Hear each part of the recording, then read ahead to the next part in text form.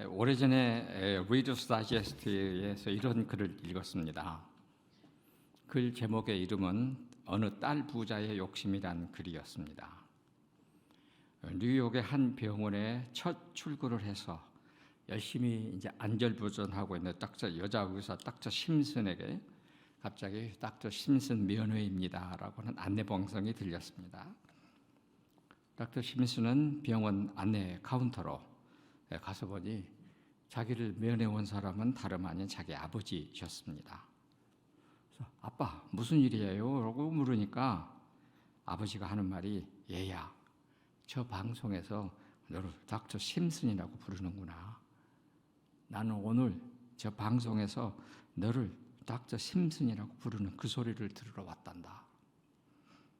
그런 내용으로 아버지는 흐뭇한 표정과 몸짓으로 병원을 나가는 모습을 딸은 평생 동안 잊을 수가 없었습니다.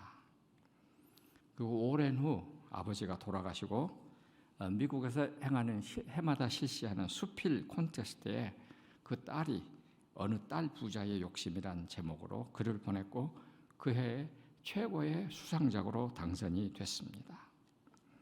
내용은 이렇습니다. 아버지는 가난하고 무식한 흑인이었습니다. 직업은 벽돌 쌓는 조적공이었습니다. 그리고 딸을 5이나 낳았습니다.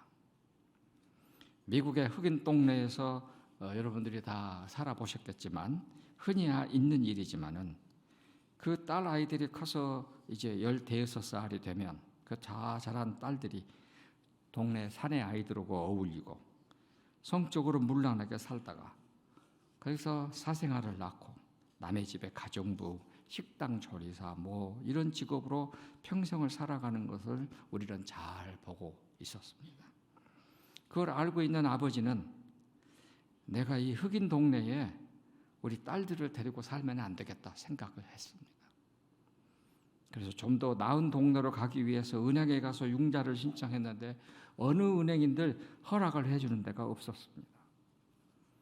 그래서 그것을 주정부에 청원을 하고 자녀 교육에 대한 꿈을 말하고 거기에 교회 목사님이 보증을 쓰고 해서 좋은 환경으로 이사를 갖고 새 집을 짓고 거기서 잘 살게 됐고 지금 큰아이는 여자 의사가 되고 하나는 간호사가 되고 하나는 학교 선생이 되고 하나는 공무원이 되고 그렇게 딸 5을 훌륭하게 길러냈습니다. 그래서 자식을 잘 기른 덕에 아버지는 이 첫 딸이 출근하는 병원에서 닥터 심슨 면회입니다라고 하는 이 흐뭇한 안내 방송을 들으면서 흑인들 특유의 몸짓으로 기뻐하면서 병원을 나갔고 그걸 본 딸은 그 아버지의 모습을 평생 담고 살았던 딸이었습니다. 저는 상상해 보았습니다. 여러분들이나 저가 만일 예루살렘 혹은 이스라엘의 성지 순례 가서 우리가 솔로몬의 무덤 앞에 우리가 서 있다고 그럽시다. 그러면 무덤 속에 있는 솔로몬이 찾아온 우리들에게 무엇을 말하겠습니까? 여러분들도 나처럼 살아 이렇게 말을 할까요? 아니면 여러분 나처럼 살면 안 돼. 우리 아버지처럼 살아야 돼. 이렇게 말을 할까요? 여기에 앉아 계신 여러분이나 저나 언젠가는 이 질문을 우리가 스스로에게 해야 될 때가 있을 것입니다. 저는 오늘 본문 말씀을 읽으면서 그렇게 상상해 보았습니다. 무덤 속에 있는 이 솔로몬이 무덤을 찾아간 저에게 무슨 말을 했을까? 보니까 나를 따라 살지 마라. Follow me not. 나를 따라 살지 마라. 그렇게 말했을 것 같아요. 우리 기독교와 성경의 대원리는 자유와 책임입니다. 선악과를 따먹을 수도 있고 따먹지 않을 수도 있습니다. 어떠한 행동을 취하든지 그것은 우리의 자유입니다. 그러나 우리의 자유스러운 행동에 대한 책임은 스스로가 지는 것입니다. 어느 누구도 져주지 않습니다. 그런데 우리가 여러분이 알다시피 아담이 선악과를 따먹음으로 말미암아서 로마서 5장 12절은 죄가 아담 안으로 들어왔고 이렇게 됐거든요. 그거 맞습니다. 죄가 아담 안으로 들어왔습니다. 그런데 그로 말미암아 사망이 모든 사람에게 이르렀느니라 하는 이 말은 헬라말 표현이 아주 멋있습니다. 헬라말에서는 관통하여라는 그런 개념을 썼습니다. 가로질러서 쭉 이런 뜻입니다. 한 사람 아담에게 들어온 그 죄는 그의 후손들에게 쭉 관통하여 쭉 지속적으로 들어오게 됐다 하는 말입니다. 그래서 성경은 한 사람은 말미암아 죄가 세상에 들어오고 죄로 말미암아 사망이 만난 이와 같이 모든 사람이 죄였으므로 사망이 모든 사람에게 이르렀느니라. 저는 창세기를 보면서 몇 가지를 생각했는데 특별히 아담의 범죄를 보면서 생각을 했습니다. 나중에는 우리가 잘 아는 대로 사망이 그의 후손들에게 다 전달되게 했습니다. 죄를 짓지 않을 수 없게 했습니다. 그런데 사장에 보면은 아담이 낳은 두 아들, 우리가 잘 아는 대로 가인과 아벨. 가인이 동생 아벨을 죽였습니다. 그 후로도 아담은 930세까지 살았습니다. 저는 성경에는 없지만 이렇게 생각을 해보았습니다. 아담을 만나는 많은 사람들이 뭐라고 말을 했을까요? 아담을 향하여. 아담에게 선악과를 따먹었다는 말은 별로 안 했을 겁니다. 그러나 저 사람은 형제 살인의 아버지다 하는 말은 지속적으로 했을 겁니다. 그래서 아담은 그 자녀들이 그 일을 행하는 걸 보고 내가 선악과를 따먹었더니 내 새끼들이 이 모양이구나. 평생 후회하며 한숨을 쉬며 살았을 것입니다. 성경에는 없습니다. 그러나 그 아담과 가인과 아벨의 사건을 보면서 성경이 우리에게 주는 아주 중요한 메시지라고 생각합니다. 성경은 참 냉철합니다. 오늘 성경 말씀에도 솔로몬의 모든 업적, 그의 40년의 이 왕이 제적 모든 것 다, 그리고 그 엄청난 일을 했던 솔로몬 성전을 지은 사람, 그리고 가장 넓은 이 제국을 건설했던 사람, 그 엄청난 일들을 다 말을 해야 될 텐데 딱 세 구절이에요. 솔로몬이 죽었다. 그의 모든 행적은 다 역사책에 기록되어 있다. 그리고 아버지 묘실 옆에 장사됐고 아들이 왕이 됐다. 이게 뿐입니다. 나중에 이스라엘의 역사를 편찬한 사람들이 역사서를 정리할 때에 솔로몬에게는 이 세 구절이면 된다는 것이었습니다. 이게 얼마나 무서운 일입니까? 나중에 솔로몬이 우리가 구전으로 알고 있기는 전도서를 썼다고 우리가 알고 있습니다. 그래서 전도서라고 안 하고 솔로몬의 지혜서라고 써야 했을 텐데 그거를 솔로몬의 지혜서라고 안 그러고 전도서, 우리는 전도서라고 했지만 원래는 교회라는 뜻입니다. 이렇게 하고 말았습니다. 저는 또 상상을 해봤습니다. 다윗이 만일 오래 살았더라면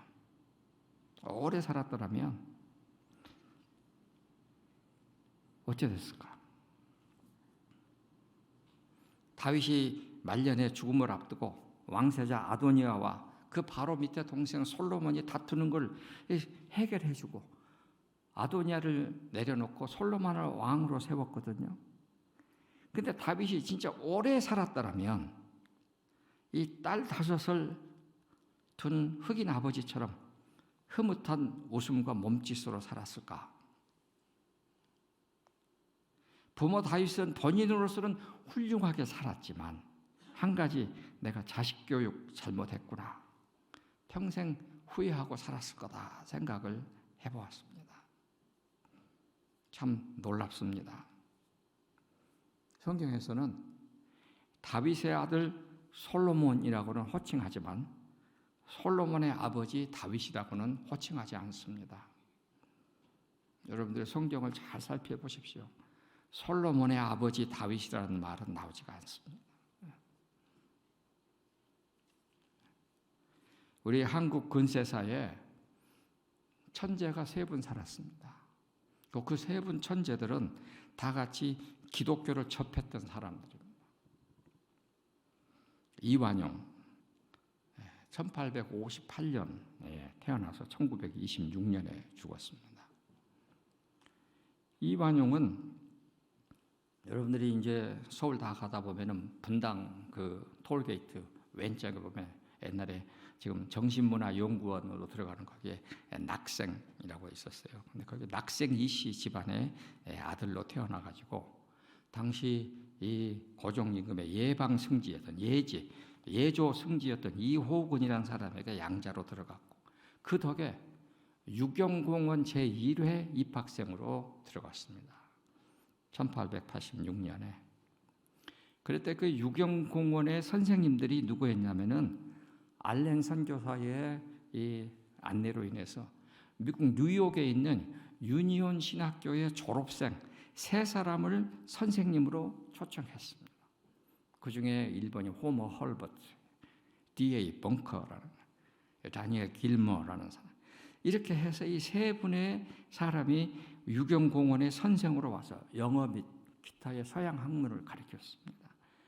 근데 그 학생들 가운데 당연히 앞서가는 사람이 이완용이었습니다. 그래서 호머 헐버트 선교사로부터서 신학도 많이 배웠을 것이고 우리 기독교에 대해서도 충분히 배웠을 것이고 그리고 영어도 배웠고 그 덕에 이완용은 우리나라 미국으로 가는 초대 주 워싱턴 한국 공사관의 참찬관이라는 벼슬로 2차례나 다녀왔어요. 그런 사람이었습니다.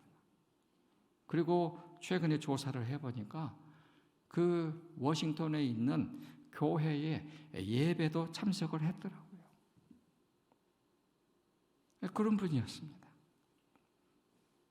또 한 분은 서재필이었습니다.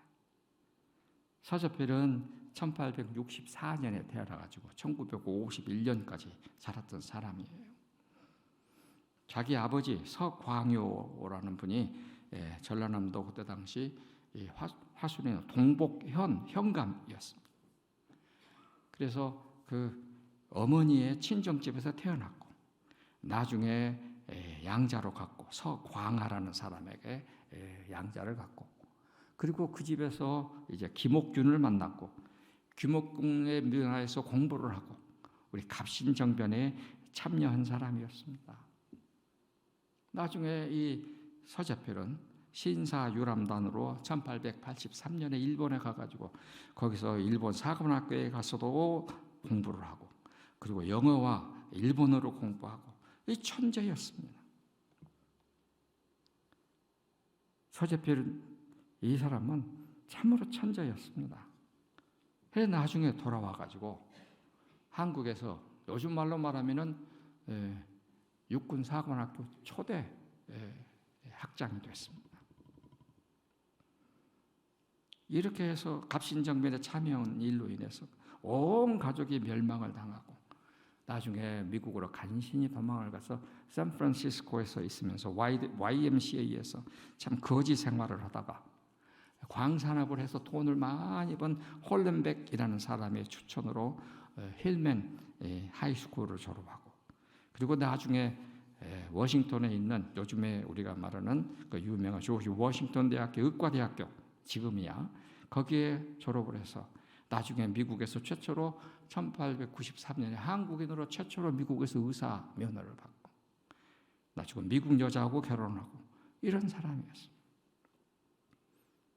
그러다가 갑신정변의 역적죄가 이제 해결됐어. 그래서 서재필은 나중에 이제 1895년 말에 한국에 돌아옵니다. 이완용도 이미 그때 돌아와 있었습니다. 또 다른 한 사람 천재가 있었습니다. 윤치호입니다. 윤치호는 1865년에 태어나가지고 1945년까지 살았는데, 윤치호는 아산에 있는 윤웅렬이라는 사람의 서자로 태어났고, 자기 아버지 윤웅렬은 전라남도 초대 관찰사였습니다. 윤치호도 이 일본을 다녀왔고 거기서 영어를 배웠고, 그 영어를 배운 덕에 우리나라로 오시는 미국 주 서울 미국 공사관 초기 공사 루시우스 푸트라는 사람의 영어 통역으로 한국에 오게 됩니다. 그 정도 영어를 6개월 배웠는데 했다 이겁니다. 나중에 이제 한국에 갑오 개혁이 갑신정변이 있었고, 이 일로 인해서 의심을 받았고, 그래서 미국 공사의 배려와 여러 사람의 도움으로 상해에 가가지고 영어학교 중서학원이라는 곳에 영어로 우리가 말하는 고등학교 수업을 하고, 그리고 나중에 그 덕에 어디로 갔느냐, 미국 켄터키주에 있는 벤저빌트 대학교의 신학과에 입학을 했는데, 한국에서 한국상 사람 그 윤치호가 벤저빌트 대학교 학교 신문, 영자 신문 편집장을 할 정도였어요. 이 정도로 천재였습니다. 나중에 이 윤치호도 1895년에 한국에 돌아왔고, 이렇게 해서 세 사람이 같이 다 서울에서 만났습니다. 여러분이 잘 아는 대로 이 세 사람은 어떻게 됐습니까? 독립협회를 만들고, 독립신문을 만들고, 독립문을 세우고, 그래서 한국을 미국식의 모습으로 개화시켜야 된다고 그렇게 열심히 했던 사람들 아닙니까? 그런데 세 사람의 가는 길은 어떻게 됐습니까? 우리가 잘 아는 대로 서재필은 해방 후에 미 군정청 고문관의 최고문 자격으로 돌아와가지고 1948년 8월 15일 우리 자기 제자 이승만이 대통령이 되는 걸 지켜보고 미국으로 들어가서 몇 년 후에 하늘나라에 갔습니다. 이 세 분 천재들 중에 누가 가장 행복했을까 생각을 합니다. 한 사람은 나라를 위해서 자기의 가족을 다 버리고, 자기의 미국에서 그 많은 돈 번 거, 자기의 명예와 지식 다 버리고, 그리고 막판에 가서는 자기를 미 군정청에서 한국 대통령 세워준다고 했는데 나는 나이가 많아서 안 된다고, 내 제자하라고 해서 이승만에게 대통령을 물려주고 간 사람. 다른 두 사람 어쩌습니까? 윤치호, 우리 이완용. 저는 이 두 분들을 생각할 때에 윤치호 선생님의 자녀들, 손자, 손녀들, 우리 이완용 그 어르신의 손자, 손녀들, 우리 할아버지가 누구라고 자신 있게 말하고 다닐 수 있을까요? 걱정입니다. 이게 우리가 어떻게 살아야 되는지, 우리 한국 역사에서도 이 어르신들이 정확하게 보여주고 있습니다. 제가 다녔던 이 교회에서 대학교 교수로 이제 은퇴를 하시는 한 장로님이 계셨습니다. 근데 그 장로님이 저희들 청년 때에 오셔가지고 이런 얘기를 하세요. 내가 은퇴를 했는데 은퇴하는 날 후배들이 있는 자리에서 은퇴사를 해야 되는데 내가 무엇을 해야 될까 아주 고민을 많이 했다. 그리고 내가 이렇게 은퇴사를 했다고 말을 했습니다. 이렇게 했대요. 나는 지금도 새벽마다 교회에서 무릎을 꿇고 나를 위하여 기도해 주시는 아버지 목사님이 계십니다. 나는 참 행복합니다. 두 번째는 새벽이면 밥 해놓고 나 기다리고, 저녁이면 밥 해놓고 퇴근하기를 기다리는 아내가 있습니다. 저는 참 행복합니다. 세 번째는 우리 자녀들이 소위 말하는 명문대에, 좋은 직장에, 좋은 것은 아니지만 나름대로 자기 앞길 찾아서 나름대로 사회생활하는 평범한 소시민으로 다니고, 교회에서도 평범한 이 교인으로 열심히 교회 생활하고 있습니다. 나는 참 행복합니다. 네 번째는 내가 직장 생활 여기에서 일생 동안 이렇게 열심히 건강하게 일할 수 있어서 참 행복합니다. 그리고 마지막 다섯 번째는 후배 동료 여러분들이 있고 이 학교에 대한 나의 추억이 있고 또 언제든지 여러분들과 만날 수 있어서 그 건강이 있어서 나는 참 행복합니다 하고 말씀을 하셨다는 겁니다. 제가 젊었을 때는 이 말씀을 들을 때에 크게 감동이 오지 않았는데 제가 소위 말해서 은퇴를 2번 했습니다. 한 번은 학교에서 30년 하다고, 한 번은 교회에서 6년 목회하다가 은퇴를 하고, 은퇴를 2번 해보니까 아무 사고 없이 건강하게 은퇴한다는 것이 이게 얼마나 큰 행복이다라고 하는 것을 뼈저리게 느끼게 됐습니다. 솔로몬은 죽었습니다. 솔로몬은 지금 우리 역사에 등장하지 않습니다. 그리고 성경에는 솔로몬의 범죄라는 고유명사로 등장할 때가 많습니다. 한평생 살고 나서 솔로몬의 범죄라는 고유명사로 남아야 될 일이겠습니까? 이완용이 죽었습니다. 그때 동아일보는 그도 갔다. 그도 필경 붙들려 갔다. 살아서 누린 것이 얼마나 대단했는지 이제부터는 받을 일 이것이 진실로 기가 막히지 아니하랴. 팔 수 없는 것을 팔아서 지킬 수 없는 재산을 쌓아두었던 사람이라고 써놓았습니다. 우리가 이렇게 이름이 남아야 되겠냐 이것입니다. 왜? 야곱의 약복강 나루토에서 그 많았던 재산, 그 많은 부인들, 그 많은 자녀들 다 형에게 다 내보내고 그리고 홀로 남아서 천사와 씨름하는 과정에서 나를 축복하소서, 그렇지 않으면 당신을 가게 하지 않겠나이다 울부짖으면서 매달린 이유가 뭘까요? 그 많은 것들이 나와 하나님 사이를 가로막는 장애물이었다는 것을 야곱은 약복강 나룻가에서 아는 것이었습니다. 약복이라는 말 단어의 뜻이 흐르는 물이라는 뜻입니다. 그래서 그 흐르는 물, 약복강에서 세상의 재산들, 명예와 이 모든 것들 다 흘러보내는 것이었습니다. 그리고 야곱은 새 사람으로 하나님과 싸워서 이기는 사람, 이스라엘로 거듭 태어나는 것입니다. 저는 성경을 읽으면서 예수님을 만났던 사람들이 총 몇 명일까 하고 나름대로 조사해 본 일이 있습니다.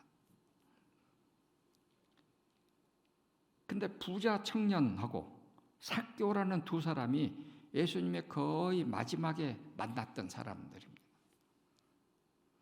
마태복음 19장, 누가복음 19장에도 부자 청년 이야기가 나옵니다.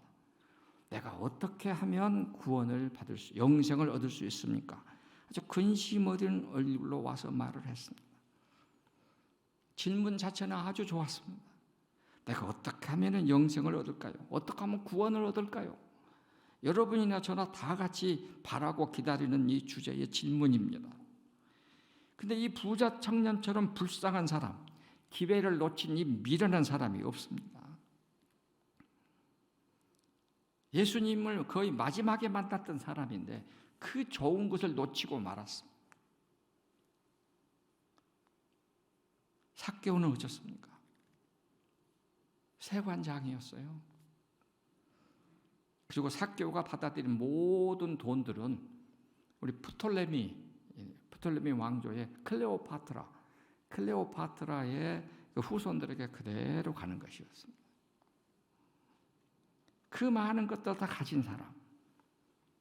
그런데 그걸 다 내려놓고 예수님을 만나기 위하여, 요즘 성경은 좀 번역이 그러던데 옛날 성경으로 뽕나무 위에 원숭이처럼 올라가서 예수님을 만나기 위해 대롱대롱 매달린 사람 아닙니까? 그리고 예수님을 자기 집으로 초청해서 손님 대접했던, 나중에 기록에 의하면 삭개오는 자기 재산 다 버리고 나중에 이 가이사라 빌립보에 가서 교회 목사로 평생을 행복하게 살았다고 기록하고 있습니다. 여러분과 저는 질문을 스스로 하고 살아야 됩니다. 아니, 질문할 줄 알아야 됩니다. 내가 나의 남은 삶을 어떻게 살 것인가? 내가 솔로몬의 범죄라는 소리를 듣는 사람이 될 것인가? 내가 이완용의 길로 갈 것인가? 생각해야 됩니다. 제가 이 청년 때에 저희 교회에 한 나이 많으신 장로님이 계셨습니다. 목사님이 설교하시는 강대상, 그리고 이 가운데 있는 이 줄, 그 장로님은 하얀 머리에 하얀 두루마기에 하얀 고무신에 하얀 양말을 신고 항상 걸어오셔가지고 지금 여기 있는 이 왼쪽, 제 보는 데서 왼쪽 첫 번째 의자, 이 복도 쪽에 딱 거기 앉아서 설교하시는 목사님을 이렇게 쳐다보고 계셨습니다. 선교사의 조사 생활도 오래 하신 분이었습니다. 그분이 세상을 떴습니다. 당시 청년이었기 때문에 우리 청년들이 관도 응구하고 부고도 날리고 뭐 하면서 모든 장례 일정을 다 끝내고, 그로부터서 2년이 지났습니다.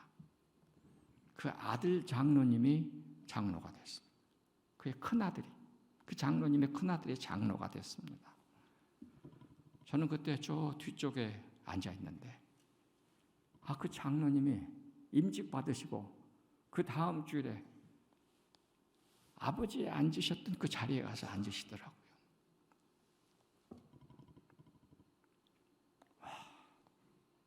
저에게 하나님이 말씀을 하세요. 너 봤지? 지금 보고 있지? 아버지가 부끄러우면 아들이 저 자리에 앉을 수 있을까? 아들이 부끄러우면 아버지의 자리에 앉을 수 있을까? 하는 그런 하나님의 음성이 들렸습니다. 저는 놀랐습니다. 아주 깜짝 놀랐습니다. 내가 오늘 이 자리에 앉아 있는 것은 나 혼자의 몸으로 앉아 있는 것이 아니라 내 부모와 내 자녀들을 책임지고 앉아 있는 것이구나. 정신이 번쩍 들었습니다.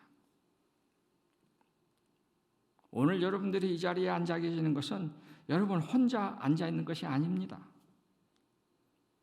먼 훗날에 여러분들이 자녀들에게, 여러분의 후손들에게 여러분이 어떻게 기억될지 생각하면서 앉아 있는 것입니다.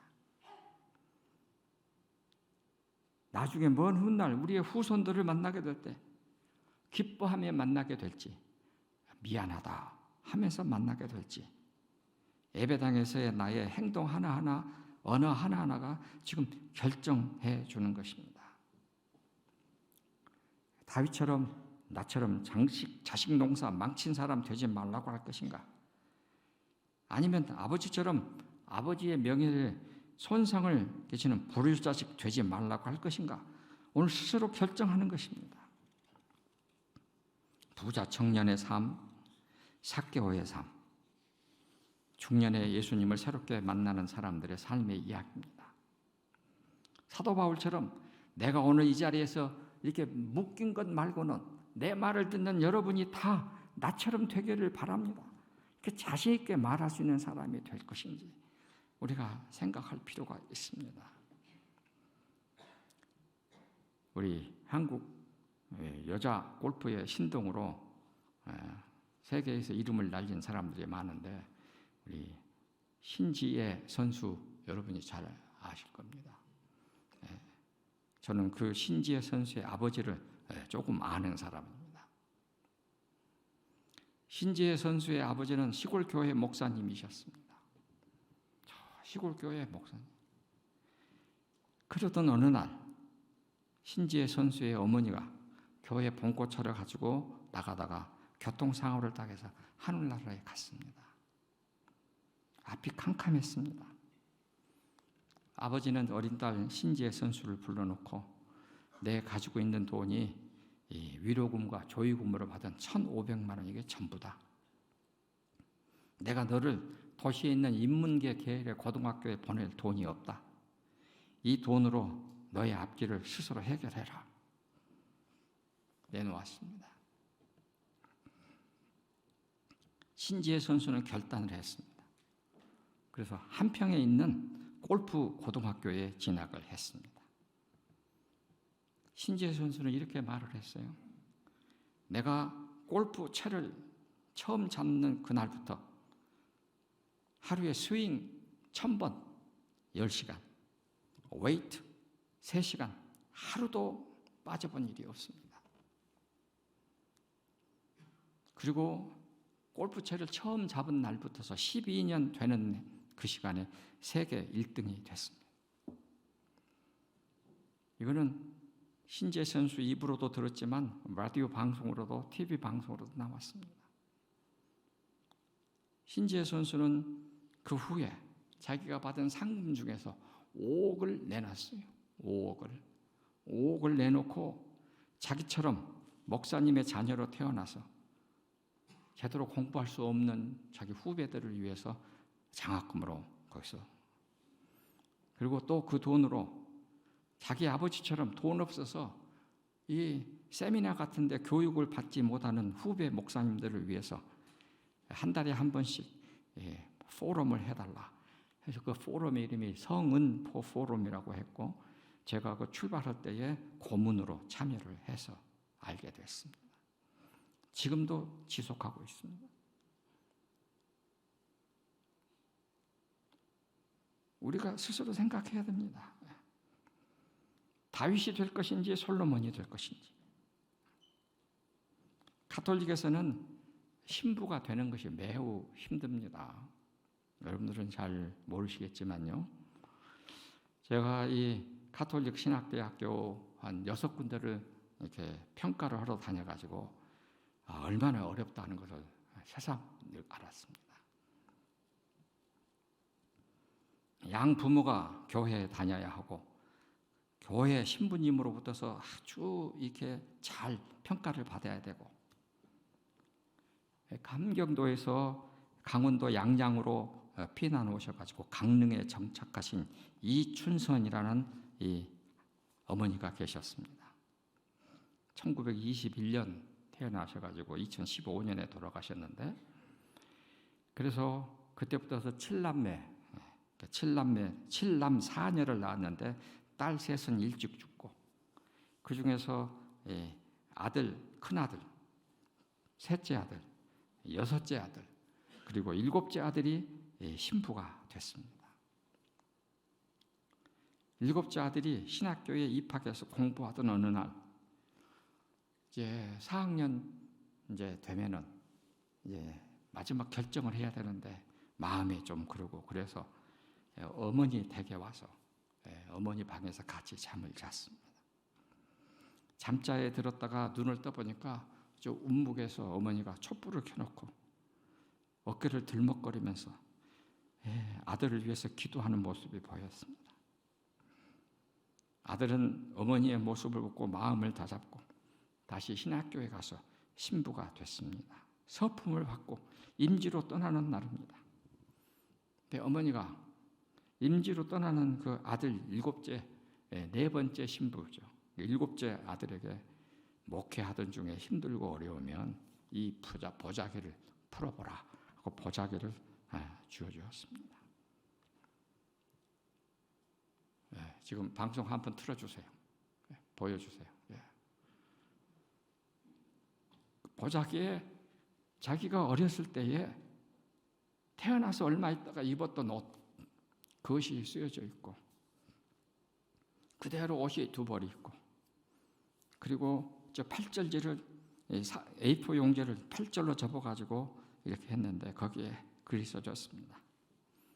사랑하는 막내 신부님, 신부님은 원래 이렇게 작은 사람이었음을 기억하십시오.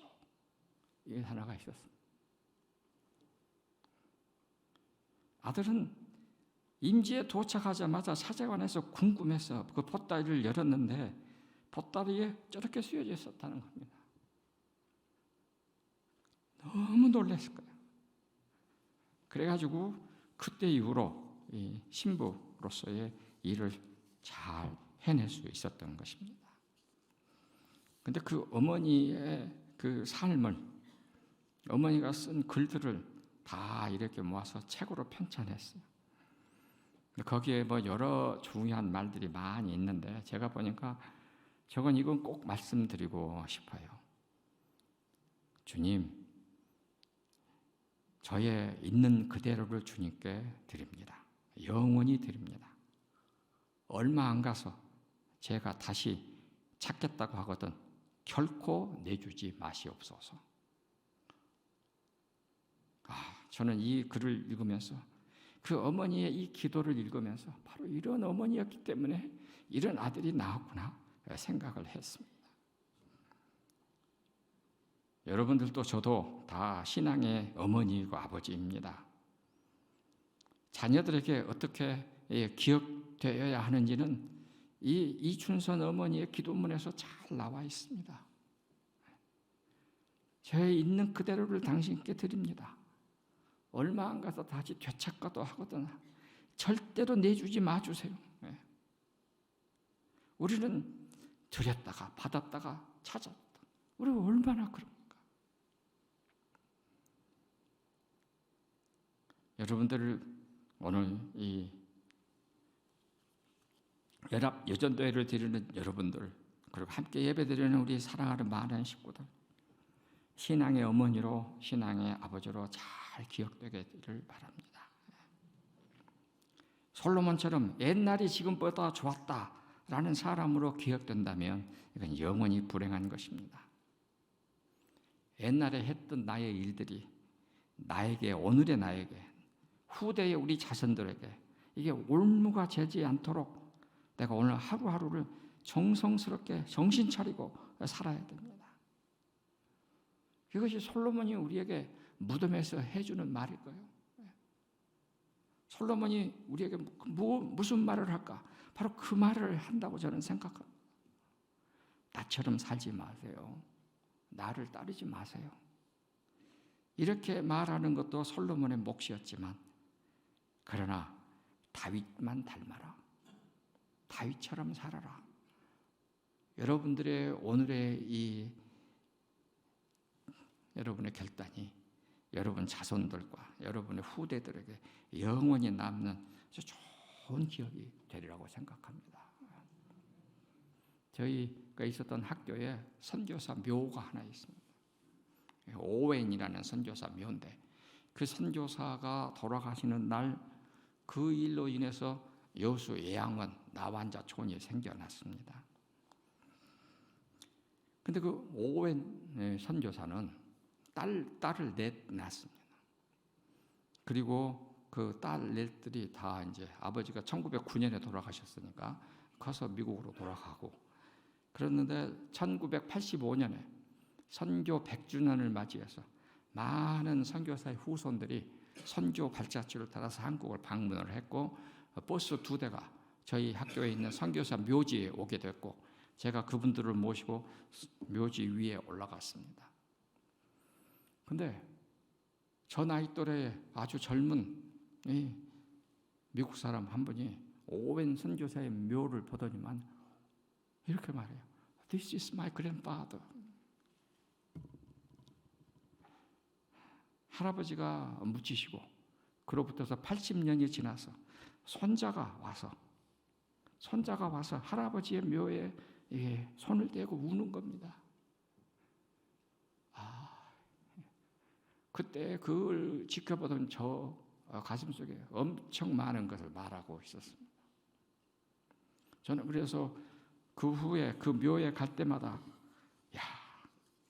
내가 만일 죽어서 묻힌다면 먼 훗날 80년, 100년 후에 우리 손자, 손녀들이 와서 우리 할아버지 묘다고 자랑스럽게 말할 수 있을까 생각을 많이 했습니다. 오늘 여러분들에게 드리고 싶은 말씀, 오늘 본문 말씀 딱 하나입니다. 솔로몬처럼 살지는 맙시다. 나를 따르라 하고 말할 수 있는 그런 부모가 되시기를 바랍니다. 여러분의 가정에서 하나님의 일꾼들이 많이 태어날 줄로 믿습니다.